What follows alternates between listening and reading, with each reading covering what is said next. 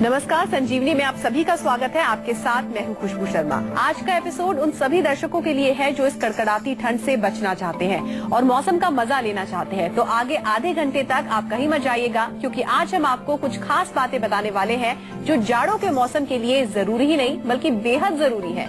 गौर से देखिए, ठंड के मौसम में वो कौन कौन सी चीजें हैं जिन्हें करना बेहद जरूरी है। ये सभी चीजें विस्तार से बताने के लिए हमारे साथ मौजूद है विश्व प्रसिद्ध आयुर्वेदाचार्य डॉक्टर प्रताप सिंह चौहान। डॉक्टर साहब, बहुत बहुत स्वागत है आपका। शुक्रिया जी।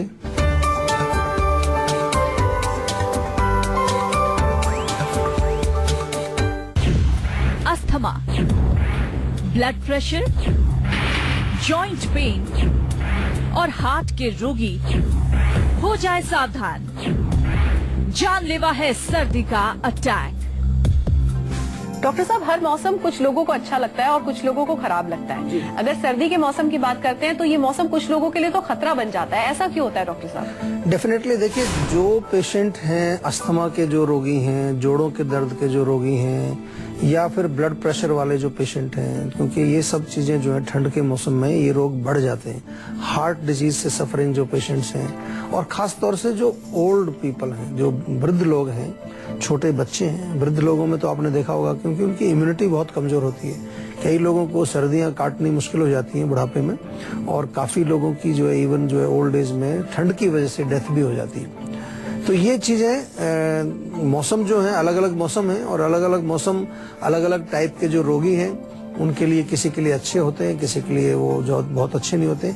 हालांकि ओवरऑल जो विंटर है उसको हेल्दी सीजन कहा जाता है, क्योंकि हमारी जो पाचक अग्नि है, जठराग्नि जो है वो अच्छी रहती है, खाना ठीक से पचता है, काफी सारी चीजें मिलती हैं खाने वाली, अच्छी हरी सब्जियां मिलती हैं।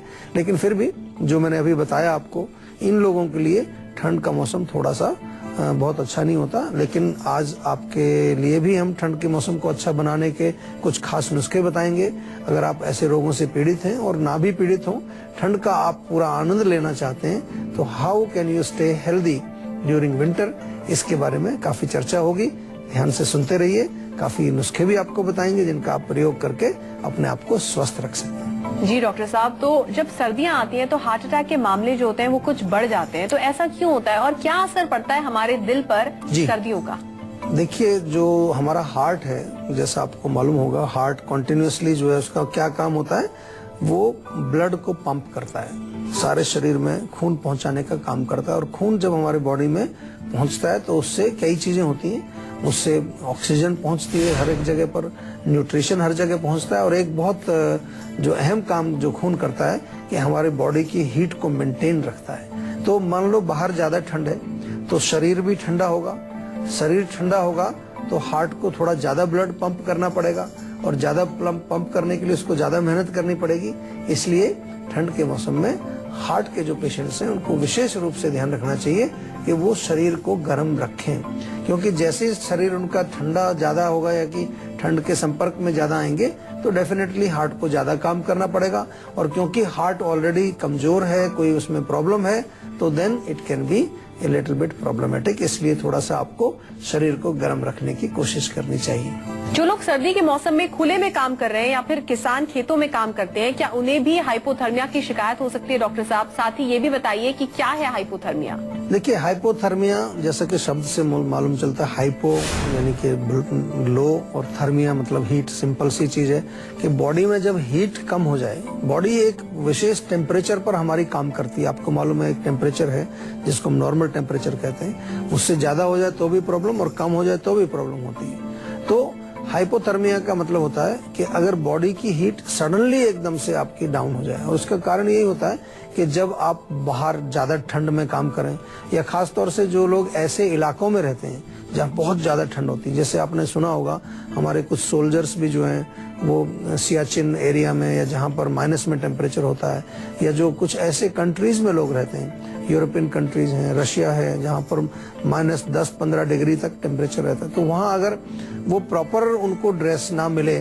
और संपर्क में आए वो बहुत ज्यादा ठंड के, तो सडनली क्या होगा, उनकी बॉडी का टेम्परेचर एकदम से डिप कर जाएगा, और उससे क्या होगा, हाइपोथर्मिया उससे हो जाएगा।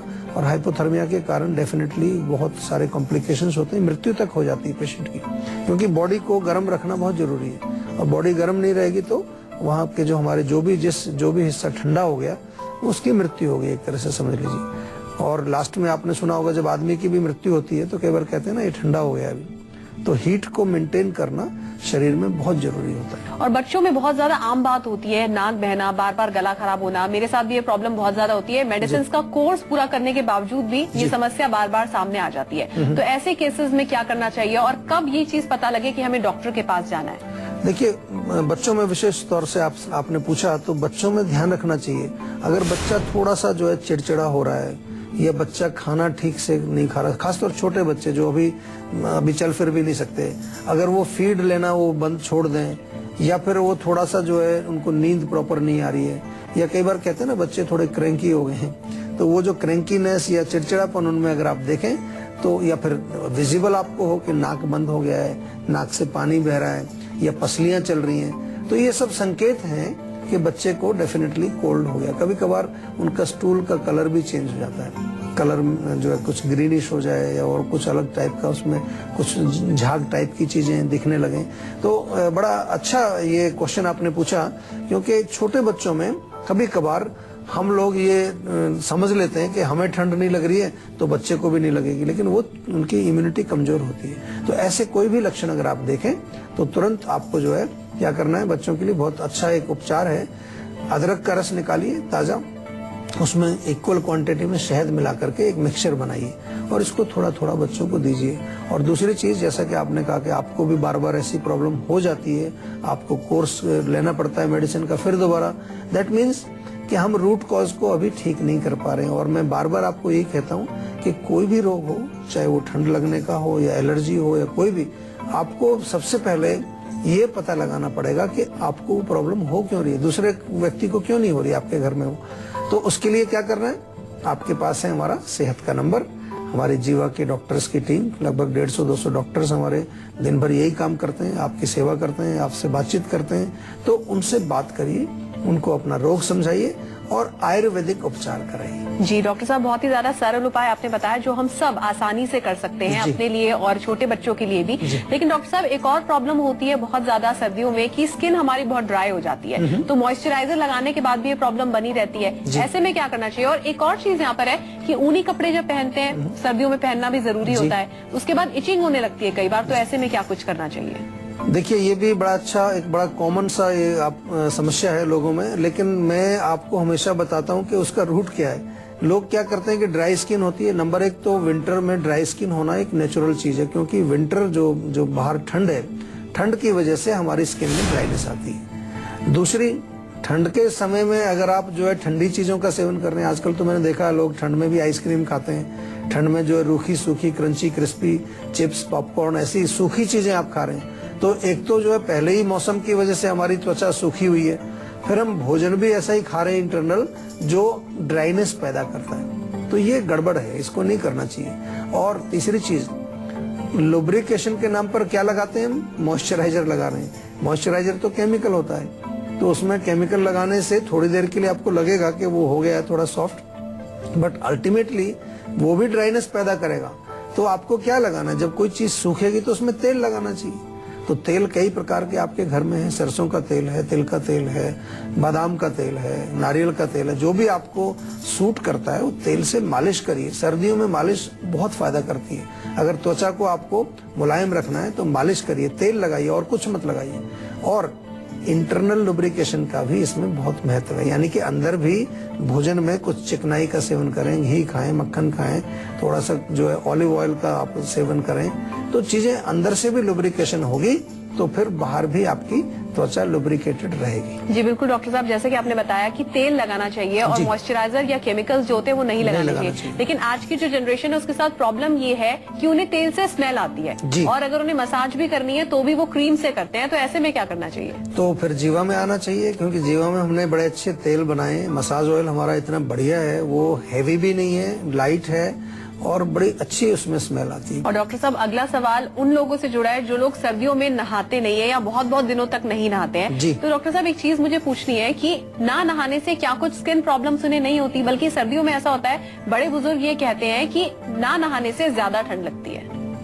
ना नहाने से ठंड भी ज्यादा लगती है और डेफिनेटली जो लोग नहीं नहाते हैं सर्दियों में उनको बहुत सारी बीमारियां भी होती हैं। देखिए, स्नान करना तो एक बहुत रेगुलर हमारे शरीर के लिए आवश्यक है, क्योंकि कितने सारे टॉक्सिन तो बॉडी में ऐसी हमारी त्वचा के जो पोर्स हैं उनमें से निकलते रहते हैं। अगर हम उनको जो है स्नान करके उनको साफ नहीं करेंगे, वो बॉडी में ही जमे रहेंगे, तो अनेक प्रकार के आपको स्किन में infection, bacterial infection, fungal infection, सब तमाम तरह की प्रॉब्लम, इचिंग हो जाएगी, ड्राई स्किन हो जाएगी, एक्जिमा हो जाएगी, बहुत सारी प्रॉब्लम हो जाती है। तो ये नहीं करना है। आजकल मैंने देखा है कुछ लोग जो है नहाने से परहेज करते हैं, थोड़ा सा बस परफ्यूम लगाया, ऊपर से ड्रेस पहनी और निकल गए बाहर, तो that is not called cleanliness. Proper cleanliness तो पानी से स्नान करना चाहिए। अगर ज्यादा ठंड है तो गर्म पानी का यूज करिए, उसमें कोई ऐसी बात नहीं। गर्म पानी से स्नान करने से आपका बॉडी का जो है बॉडी अच्छी, उसका टेम्परेचर भी मेंटेन रहता है और सफाई भी आपकी हो जाती है। जी डॉक्टर साहब कुछ लोग ऐसे भी होते हैं जिन्हें सर्दी, खांसी, जुकाम कुछ नहीं होता सर्दी के मौसम में, जाड़े के मौसम में, और कुछ लोग तो मैंने ऐसे भी देखे हैं जो सुबह 5 बजे उठ के ठंड में नहा भी लेते हैं ठंडे पानी से। तो ऐसा क्यों होता है? इसके बारे में डॉक्टर साहब जरा प्लीज डिटेल्स में बताइए।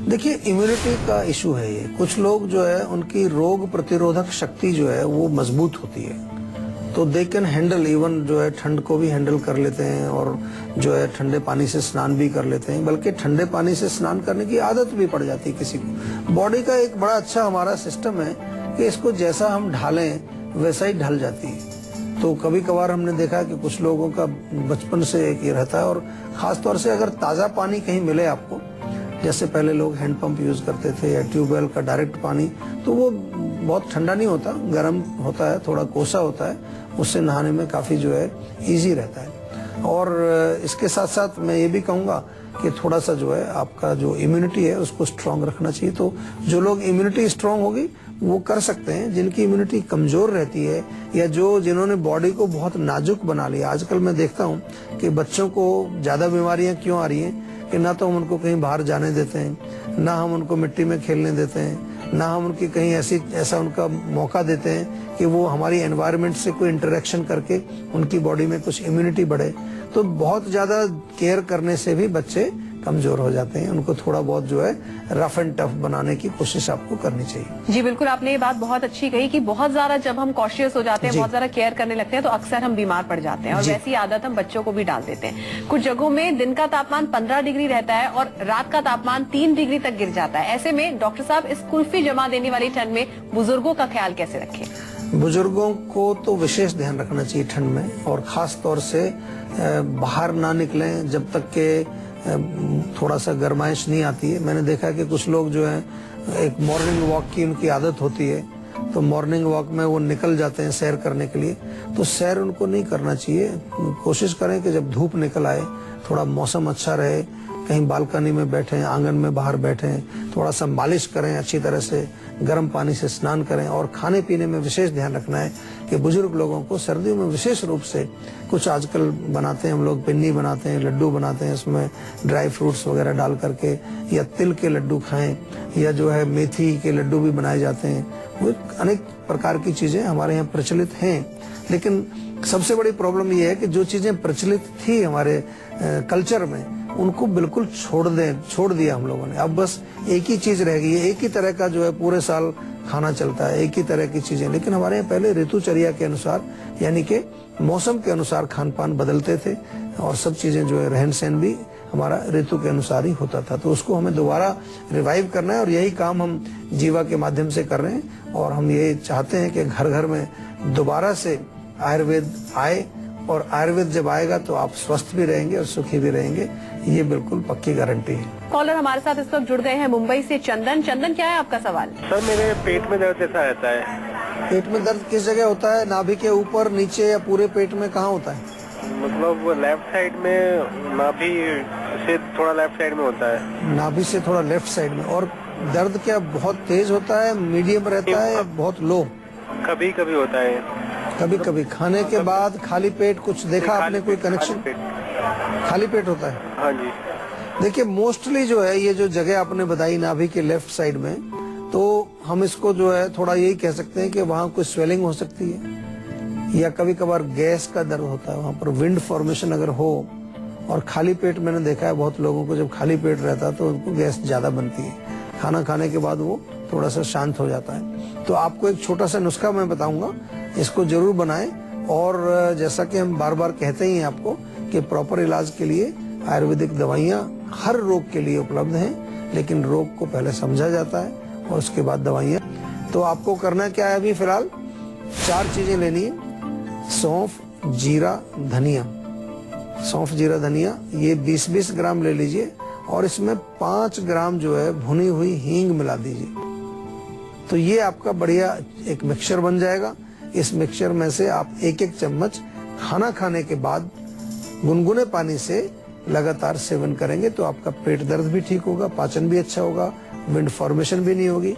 लेकिन थोड़ा सा हमारे जीवा के डॉक्टर से जरूर बातचीत करके अपने रोग को समझिए, उसका प्रॉपर डायग्नोसिस कराइए और उसका प्रॉपर आयुर्वेदिक उपचार भी आपको करना है। जी बिल्कुल। अगर आप अखबार या फॉइल पेपर में रखी कोई चीज खाते हैं तो हो जाइए अलर्ट, क्योंकि ये हो सकता है आपकी सेहत के लिए खतरनाक। ब्रेक के बाद संजीवनी टिप्स में डॉक्टर साहब आपको बताएंगे कितनी खतरनाक है अखबार या फॉइल पेपर में रखी कोई चीज खाना।